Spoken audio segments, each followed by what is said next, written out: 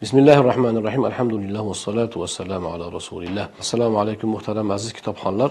Men juda istagan mavzuda ajoyib bir kitob nashrdan chiqibdi. Nuriddin Yildiz degan yozuvchi, turk yozuvchisining kitobi.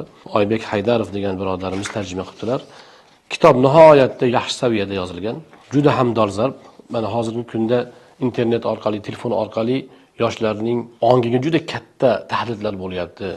Ularning dunyoqarash qadriyatlariga qattiq zarbalar bo'lyapti. Avlodni yo'qotib qo'yishimiz hech gap emas agar mana shu holatda bo'lsa, Alloh asrasin. Dardni hamma ko'ryapti. Hamma uni muolajasini istayapti. Tahdidlardan saqlanishni, farzandlarni saqlashni istayapti, lekin qanday qilib?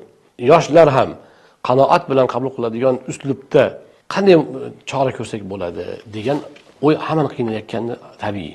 Ana o'sha tashvishga eng yaxshi davo sifatida mana shu internet fiqhi degan kitob nashrdan chiqibdi. Men tavsiya qilaman.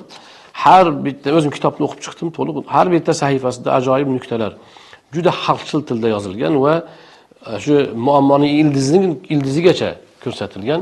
Umuman olganda har birimizning xonadonimizda bo'lishi kerak bo'lgan, yoshlarimiz o'qishi kerak bo'lgan, o'zimiz ham o'qib amal qilishimiz lozim bo'lgan kitob. Hammalaringizga tavsiya qilaman. Alloh manfaatli qilsin.